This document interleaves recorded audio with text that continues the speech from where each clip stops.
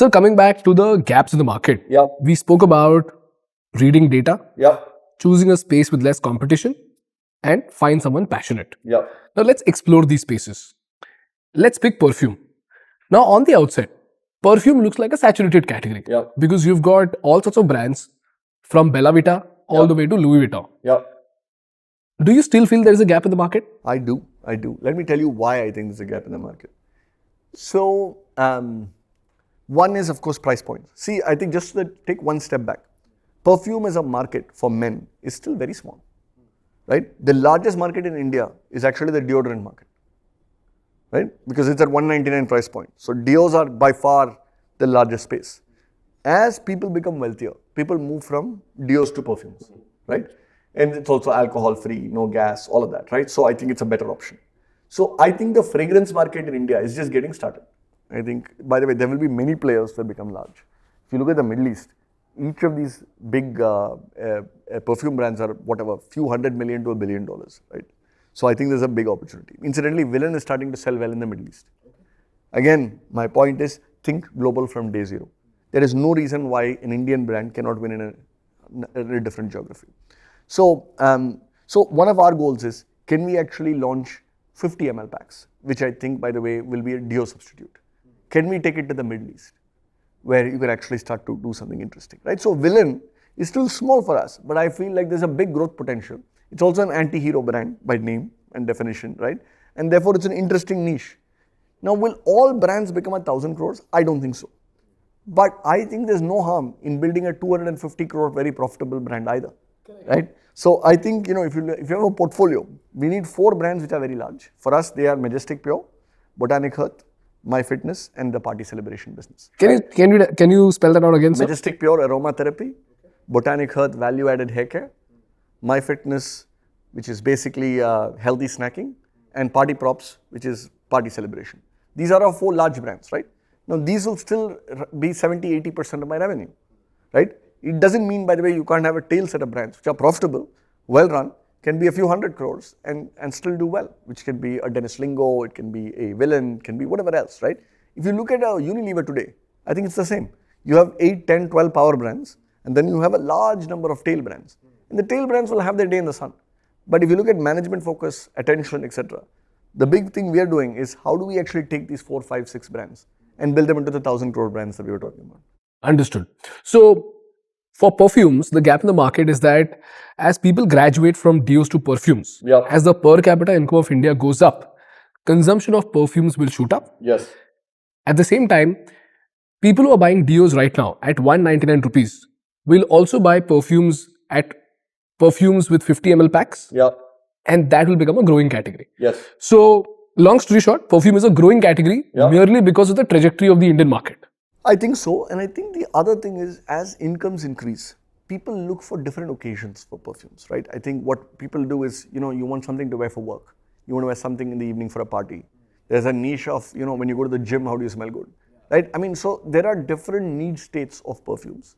I also think India is actually a relatively infant market on fragrances, right? In the sense, if you think about notes, the most, if you go from woody to fresh, right? I think there is a range of different fresh flavors that you can bring to the market, which I think haven't been done. They've been done usually in the very expensive perfume market at the very end, but you can do it at the very beginning of the market as well. So I think, so to summarize, right?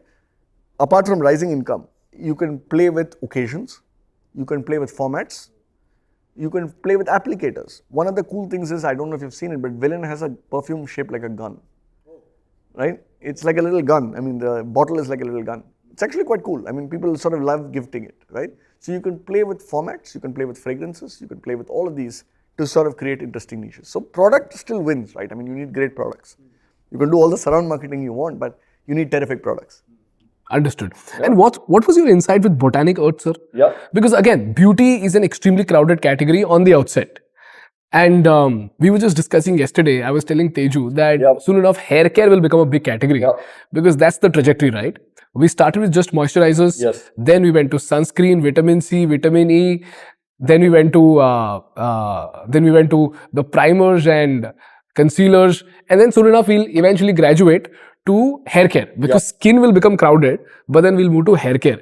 Like, is my thesis right? I think so. I think hair care and value-added hair care is growing. Men are losing hair, and therefore, I think anything that helps with hair growth and anything that helps with hair care, I think is becoming more popular.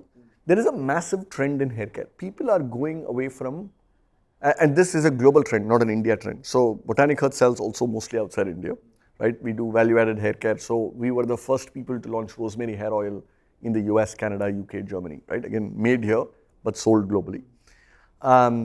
The reason it's interesting is one of the, you go back to the tech, you're asking about how do you get scientifically insights. One of the things we picked up is actually through the scraping, is people are searching more for ingredients than brands.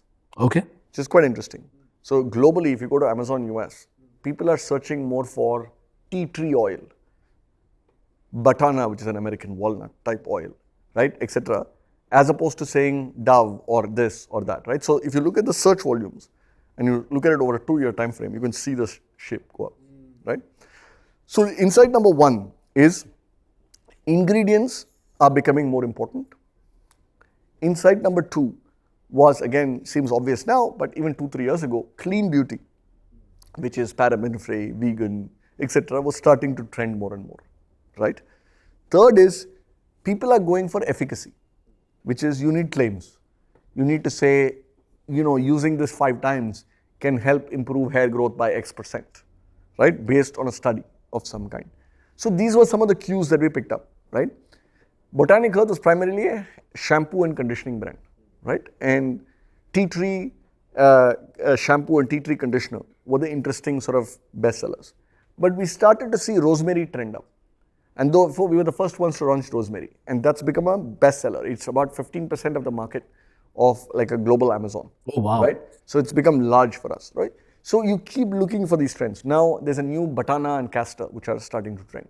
So how can you take advantage of Indian chemists, Indian product development and Indian manufacturing, and can you sort of be at the cutting edge of what the consumer wants, is how we've sort of built this brand out, right? So the way I summarize it is nature plus science, clean beauty, hair care, right?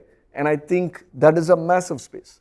Again, I would urge you, like anybody who's listening, to say, can you go global? Why don't you start as being a global brand from day zero? Why not? Right? I mean, because the mental model is you can never compete against a P&G or a Unilever or whatever, right? I don't think that's true. I think insurgent D2C brands can actually go and do really well. So that's how we started, right? So the first is, by the way, there has to be some discontinuity. The discontinuity here were people were looking for ingredient-based hair care as opposed to just brands, which gives emerging brands an opportunity to break in. So that was insight number 1. Insight number 2 is India is a great manufacturing location to make hair care, hair oil, all of that. So we started doing that. Third big thing is, I think if you think about clean beauty and efficacy and marketing, you can actually do all of that in India and sell globally. So we put these 3 together and that's how we've started to really grow and scale. And this again, I feel like is a 1,000 crore brand to be waiting to be built. Oh, wow. Beautiful. Hi guys, if you loved watching this clip and if you want to do a deep dive into the podcast, we've mentioned the link in the description. So click that link, watch that podcast and take notes. Thank you for watching and subscribe for more clips.